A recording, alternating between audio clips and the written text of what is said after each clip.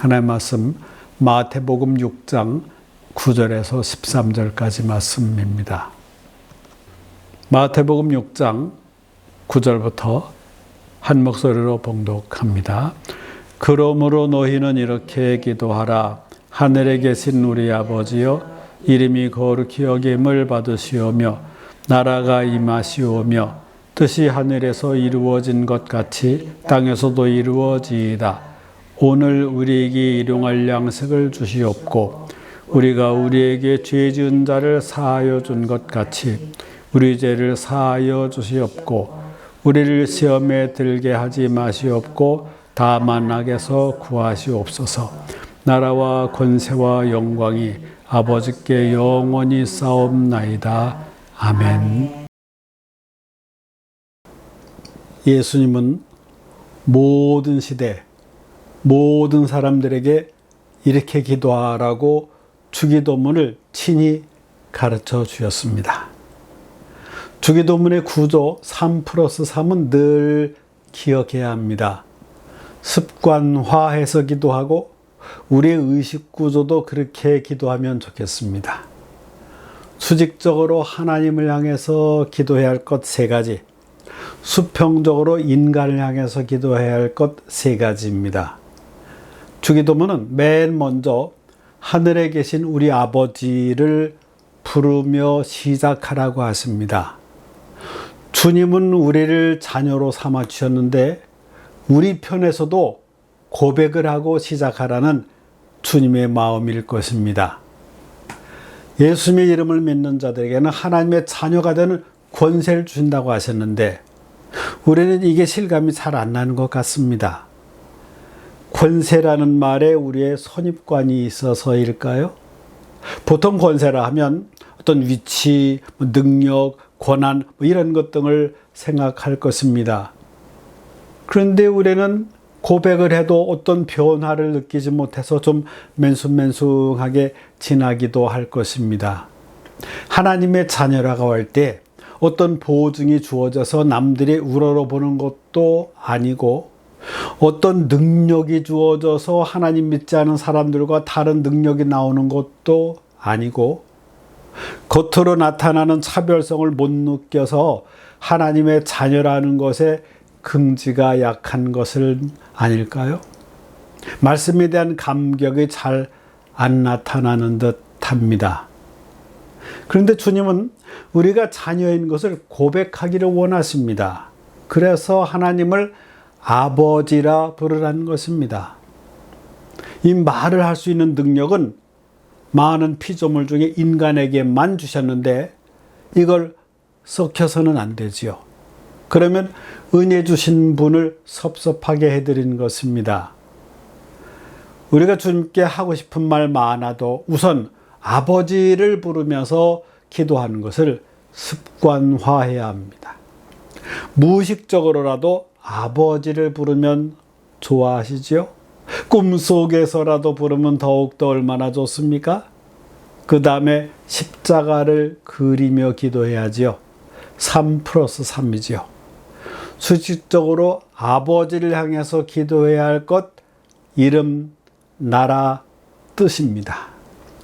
수평적으로 인간을 향해서 기도해야 할 것, 양식, 용서, 구원입니다. 수평적으로 인간을 향해서 기도해야 할 내용은 여러 가지 차원을 함축하고 있습니다.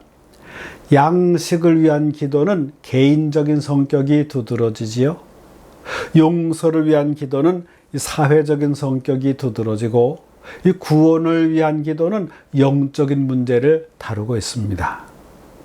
이렇게 주기도문은 우리의 모든 삶에 하나님의 관여가 있기를 기도하게 됩니다. 우리는 주기도문으로 모든 분야에서 우리가 하나님을 의지하고 있음을 고백하게 됩니다. 오늘 우리에게 일용할 양식을 주시고 인생에 있어서 먹는 문제는 큰 비중을 차지합니다. 영이 중요하고 육이 덜 중요하다고만 말해서도 곤란하지요. 손가락 빨면서 기도만 할 수는 없을 것입니다. 육체가 힘을 얻어야 기도도 제대로 할 수 있습니다. 일용할 양식은 떡이나 밥으로 설명되는데 사람 이름의 발음이 재미있고 또 글이 좋아서 소개합니다. 밥콕이라는 사람이 이렇게 말했습니다. 이 떡의 배후에는 방앗간이 있고 방앗간의 배후에는 농부의 수고가 있고 그 배후에는 미풍과 비와 해가 있고 그 배후에는 이 땅의 아름다움이 있고 그 배후에는 하나님의 의지가 있다. 하나님으로부터 받는다는 의미입니다. 보이지 않는 부분을 볼 수 있는 눈과 마음은 귀한 것입니다. 그러한 것을 잘못 보는 인간에게 예수님은 말씀하십니다. 마태복음 6장 26절에 공중의 새를 보라, 심지도 않고 거두지도 않고 창고에 모아들이지도 아니하되 너희 하늘 아버지께서 기르시나니 너희는 이것들보다 귀하지 아니하냐. 하나님은 사람을 귀하게 지으셨고 영을 불어넣으셨고 자유의지로 예수님을 영접하는 사람마다 성령으로 내주하십니다. 교통하십니다.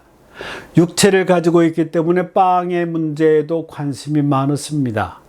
그러므로 양식을 위해 기도하고 거기서 끝나지 말고 모든 문제를 자녀들이 아버지에게 기도로 교제하기를 원하십니다.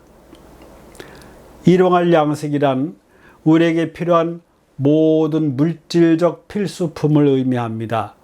먹는 양식뿐만 아니라 주거와 의료와 건강과 가족, 그 외에 우리가 이 땅에서 살 때 필요한 것은 하나님의 주권 아래에 있으므로 하나님의 허락이 있어야 합니다. 어떤 사람은 양식을 위해서 기도하는 것이 비신앙적이라고 생각하기도 합니다. 하지만 염려를 금한 것이지 기도를 금한 것은 아닙니다. 이런 생각도 할 수 있습니다. 주님께서 영적인 문제보다 물질적인 문제를 더 강조하신 것이 아닌가 하는 생각입니다. 여기에서 주의할 것은 양식을 문제시 삼는다는 점에서는 물질적이지만 이것을 위해 기도한다는 점에서는 영적이라는 것입니다. 그리고 이 기도는 사치나 호화로운 것을 구하지 않고 단지 하루의 양식까지도 하나님께 맡기며 염려하지 않는다는 것입니다. 그런 면에서 물질적인 것을 다루는 가운데 영적 내용이 들어있다고 해석할 수 있습니다. 양식을 구하는 기도에서 물질적인 것과 영적인 것이 구분되지 않습니다. 분리되지 않습니다. 물질적인 문제를 하나님께 맡기지 못하는 사람은 영적인 문제도 하나님께 맡기지 못합니다. 또한 영적인 것을 위하여 기도하는 사람은 물질적인 것을 위해서도 기도합니다. 삶의 존재에 있어서 가장 기본적인 양식을 위하여 하나님께 기도하는 사람은 그 외의 모든 것을 위하여 하나님께 기도하게 됩니다. 양식은 삶의 존재를 위하여 가장 기본적인 것입니다. 양식은 모든 사람에게 동일한 중요한 문제입니다. 좀 많이 벌어서 넉넉한 사람이라도 항상 넉넉한 게 아닙니다. 모든 사람이 양식의 문제를 염려합니다. 세상 사람들은 양식 없이 하루도 살 수 없지만 우리 그리스도인들은 양식을 위한 기도 없이 하루도 살 수 없다고 고백해야 합니다. 그런 의미에서 양식을 위한 기도는 식사 기도가 아니라 일상 구약 성경에서 아굴은 이와 비슷한 기도를 했습니다. 잠언 30장 8절에서 9절입니다. 헛된 것과 거짓말을 내게서 멀리 하옵시며 나를 가난하게도 마옵시고 부하게도 마옵시고 오직 필요한 양식으로 나를 먹이시옵소서. 혹 내가 배불러서 하나님을 모른다 여호와가 누구냐 할까 하오며 혹 내가 가난하여 도둑질하고 내 하나님의 이름을 욕되게 할까 두려워함이니이다. 그런데 예수님은 아굴보다 더 적은 소유를 가르치고 있는 듯 보입니다. 그런데 주님은 일용할 양식을 말씀하십니다. 주님은 우리에게 금욕이 아니라 절제를 가르치고 계십니다. 오늘 우리에게 이렇게 시간적인 분량을 말씀하십니다.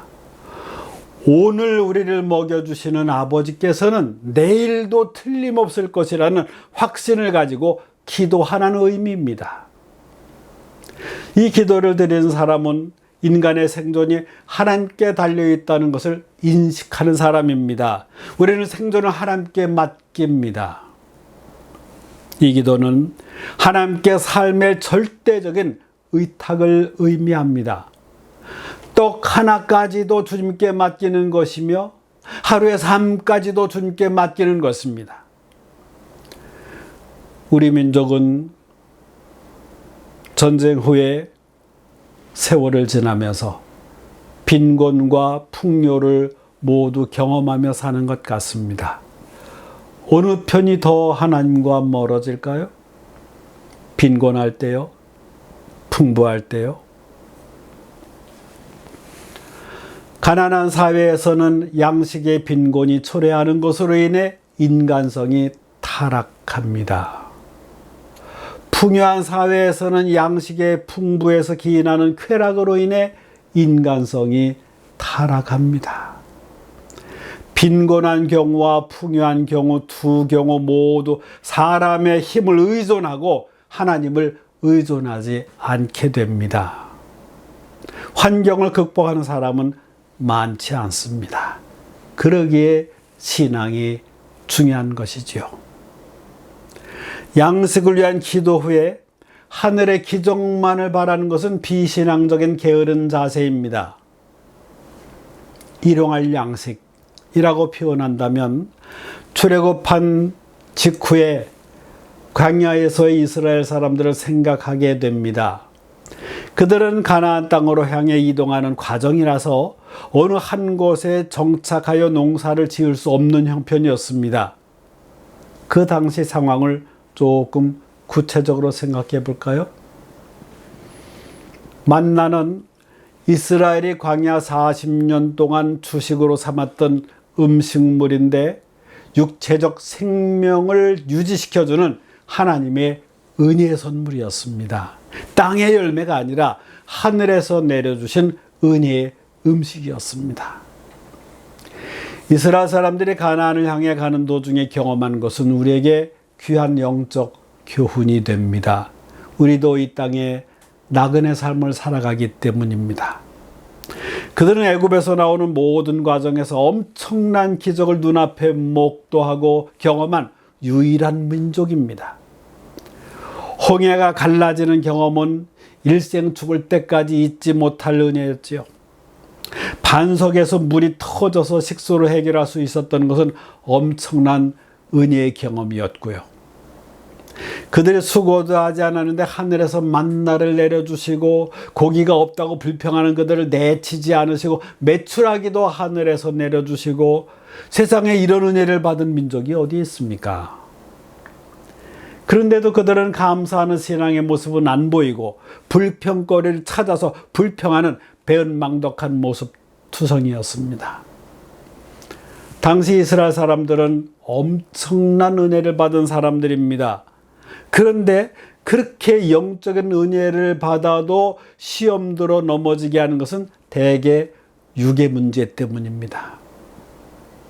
그들은 먹는 것 가지고 불평합니다.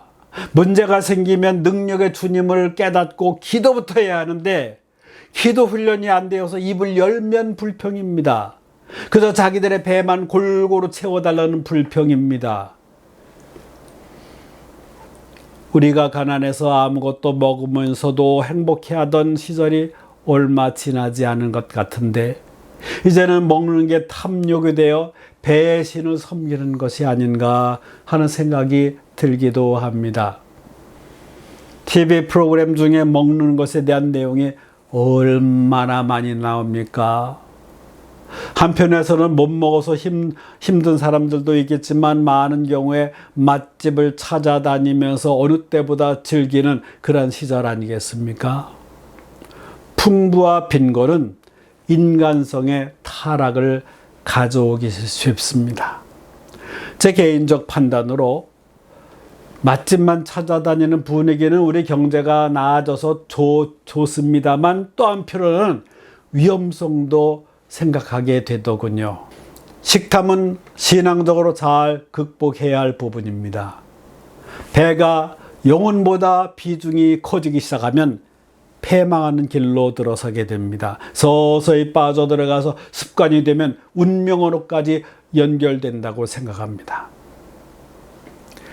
인간에게 음식이 필요하지만 그게 우선이 되어서는 안 될 것입니다. 그래서 예수께서 마태복음 6장에 주기도문을 가르쳐 주시면서 우선권에 대한 중요한 말씀도 주십니다. 마태복음 6장 마지막 부분에 잘 나타나 있습니다.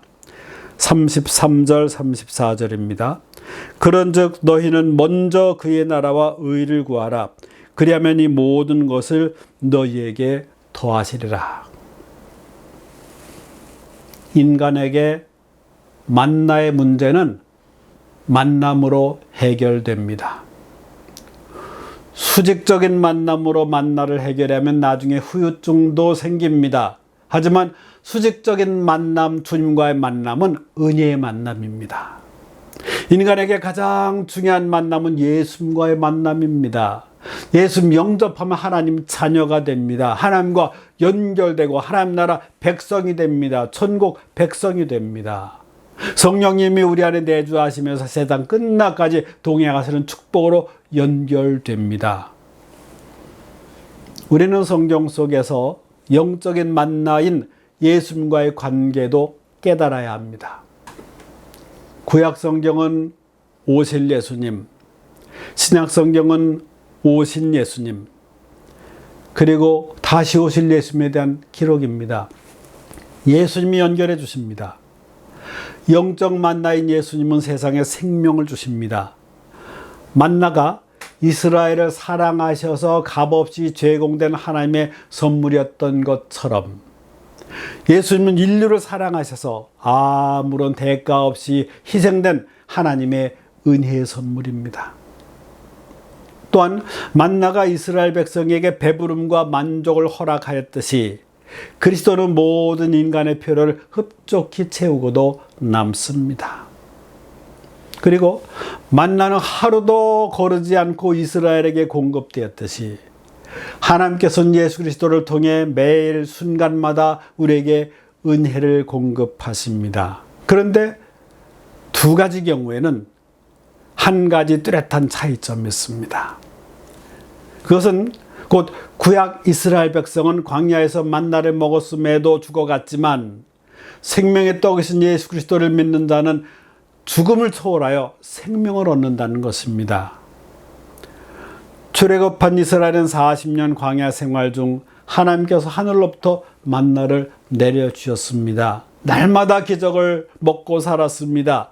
그렇게 그들은 이것을 40년 동안 먹고 살았습니다. 그런데 감사보다 불평이 습관에 배어서 배은망덕했습니다. 결국 그들은 죽고 말았습니다. 그러니까 진정한 생명의 떡이 아니라는 말입니다. 당시에 광야에서 생명을 유지할 수는 있었으나 영생하지는 못했습니다. 하지만 생명의 떡이 되시는 예수님의 양식을 먹으면 영원히 생명을 얻게 된다고 말씀하십니다. 요한복음 6장에는 예수님 자신이 생명의 떡이라고 하셨고 더 구체화해서 영적인 의미와 연결짓기 위해서 생명의 양식으로 표현하셨습니다. 예수님의 말씀의 의미는 음식이 우리 몸에 섭취되듯이 예수님의 십자가 희생이 우리에게 믿음으로 받아들여져서 영적 생명력이 되는 것을 의미합니다. 개인의 양식을 위해 기도 생활을 해야 되지만 발전시켜야 됩니다. 나의 양식만을 위해 기도하는 것이 아니라 넓어져야 합니다. 우리라고 하는 공동체가 함께 성장해야 합니다. 어려운 이들을 향해 관심과 사랑으로 이어져야 합니다. 방법이 문제가 아니라 마음이 문제일 것입니다. 또한 일용할 양식을 구하면서 함께 일해야 합니다. 일하기 싫거든 먹지도 말라는 말씀에서처럼 신앙이 좋은 사람은 일도 열심히 합니다. 주님은 가르쳐 주신 기도 중에서 당면한 양식을 위해 기도하고 거기서 끝나지 말고 모든 문제를 자녀들의 아버지께로 기도로 교제하기를 원하십니다. 이것이 바로 주님의 원하시는 마음입니다. 만복의 근원 되신 하나님, 모든 것이 주님의 손에 달려있음을 믿는 신앙 고백 속에 물질을 구별하여 마음을 담아드립니다. 정성을 받아 주옵소서. 구분하여 드리면서 구분된 사랑을 경험하게 하시고 나누면서 더욱 감사의 체험이 있게 하옵소서. 가정마다 화목하게 하시고 계획하는 것들이 기도로 연결되고 열매를 더하게 하옵소서. 만물이 창조의 질서로 회복되기를 원하시는 주님, 인간의 욕심으로 인한 부작용으로 인간 스스로 힘들어한 부분들이 많습니다. 아파하고 힘들어하고 어찌할 바를 모를 때도 있습니다. 그래도 주님을 찾아 회개하며 치유를 위해 기도하겠습니다. 주님의 치유의 능력, 회복의 능력을 믿사오니 저희 한 사람 한 사람 사랑의 손길로 어루만져 주시고 잘 치유되게 하옵소서. 아픔을 통하여 믿음이 자라게 하시고 주님과 더욱 가까워지게 하옵소서. 성령의 능력으로 치유해 주시기를 예수 그리스도의 이름으로 축복하며 기도하며, 이제는 우리 주 예수 그리스도의 은혜와 하나님 아버지의 극진하신 사랑과 성령님의 감동, 감화, 충만, 교통하심이 우리에게 일용할 양식도 필요하지만 더욱더 하나님의 은혜를 사모하며 살아가기 원하는 믿음의 성도들 위해 이제부터 영원토록 함께 하시기를 간절히 축원하옵나이다. 아멘.